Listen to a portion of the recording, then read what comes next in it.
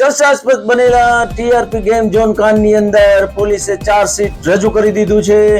365 સાહેબોના નિવેદન સાથેનું આ ચાર્જશીટ કોર્ટમાં રજૂ કરતાની સાથે જ હવે આ ઝડપાયેલા તમામ લોકો સામે કોર્ટમાં કાર્યવાહી ચાલશે. 10 વર્ષથી વધુ સજા થાય એવી કલમો લગાડવામાં આવી છે.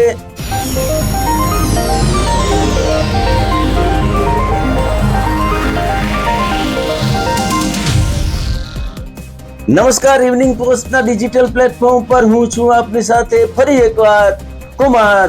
ચાર્જશીટ કોર્ટની અંદર રજૂ કરતાની સાથે જ આમ કહી શકાય કે ટીઆરપી ગેમ ઝોન કાંડના એ 27 મૃતાત્માઓના જે દોષિતો છે એમની સામે કોર્ટ કાર્યવાહી શરૂ કરી દેવામાં આવી છે. ડીસીપી ક્રાઇમ પાર્થ રાજસિંહ ગોહિલે આ મામલે પત્રકાર પરિષદ યોજીને માહિતી આપી હતી.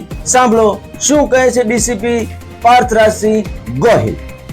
એવું ધ્યાન પર આવેલું છે કે જે ગેમ ઝોન ખાતે જે આગનો બનાવ બન્યો હતો તે આગનો જે બનાવ હતો તેની અંદર મુખ્યત્વે જે વેલ્ડિંગ કરતા સમયે જે અમુક જ્વલનશીલ પદાર્થ કે જેમાં ફોમ જે છે એ ફોમની શીટો ત્યાં બહુ ખૂબ મોટા પ્રમાણમાં પડેલી હતી અને તે ઉપરાંત તેનું જે કન્સ્ટ્રક્શન મટીરિયલની અંદર જે લાકડાનો બહુ મોટા પાયે ઉપયોગ થયો હતો, પ્લાસ્ટિક ખૂબ મોટા પાયે હતું અને એ સિવાય ફોમ શીટનો ઉપયોગ ત્યાં કુલિંગ વધારવા માટે થઈને જે કરવામાં આવ્યો હતો તેના કારણે આટલી ઝડપથી આગ જે છે એ લાગી ગઈ, પ્રસરી ગઈ અને જે અઘટિત બનાવ જે બન્યો તે બનવામાં આ બનાવની અંદર તપાસમાં એ ધ્યાન પર આવેલું છે કે ટોટલ 27 લોકોના દુર્ઘટનાની અંદર મૃત્યુ થયા છે અને 15 આરોપીઓની જે ધરપકડ થઈ છે તેની અંદર જે ગેમ ઝોન જે છે તેના જે જમીન છે તેના માલિકો, ચલાવનારા માલિકો, સંચાલકો અને તે ઉપરાંત જે લોકોની બેદરકારી હતી તેવા અધિકારીઓ જે છે તેના વિરુદ્ધ પણ કાયદેસરની કાર્યવાહી કરવામાં આવે છે. ઓકે,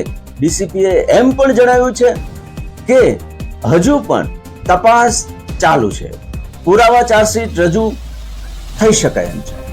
જો કોઈ નવા નામો ખુલશે તો એમની સામે પણ કોર્ટની અંદર ચાર્જશીટ રજૂ કરવામાં આવશે. અત્યાર સુધી મોટા માથાઓ, મોટા અધિકારીઓ કે મોટા રાજકીય નેતાઓનું નામ ખુલ્યું નથી. એક ટોટલ આપણે 365 જેટલા સાક્ષીઓ જે છે તે આની અંદર નિવેદન આપશે, જેમાં આપણે 30થી વધુ લોકોના કન્ફેશન્સ પણ લીધે જ્યુડિશિયલ કન્ફેશન્સ પણ મેળવેલા છે અને 1 લાખથી વધુ પાનાની આ સમગ્ર જે છે ચાર્જશીટમાં આપણે પુરાવાના જે દસ્તાવેજો છે એ રજૂ કરીએ. નીતિન રામાણી નીતિનભાઈ રામાણી જે ભારતીય જનતા પાર્ટીના કોર્પોરેટર છે એમને જે નિવેદન માટે બોલાવવામાં આવ્યા છે, ત્યારબાદ કોઈની સામે કોઈ પણ પ્રકારના નિવેદન માટે પણ બોલાવવામાં આવ્યા નથી. એ જગજાહેર વાત છે. આપણે આશા અને વિશ્વાસ રાખીએ કે કોર્ટમાં ચાર્જશીટ રજૂ કરી દેવામાં આવ્યા બાદ હવે ઝડપી કામગીરી કરવામાં આવશે. પોસ્ટ ન્યૂઝ ચેનલને આજે જ લાઈક કરો, શેર કરો, સબસ્ક્રાઇબ કરો, જેથી અમે આપને નવા ન્યૂઝ સાથે, વિચારો સાથે આપની સમક્ષ જે કાંઈ સમાજમાં બનતી ઘટનાઓ છે એ મૂકી શકીએ. આભાર.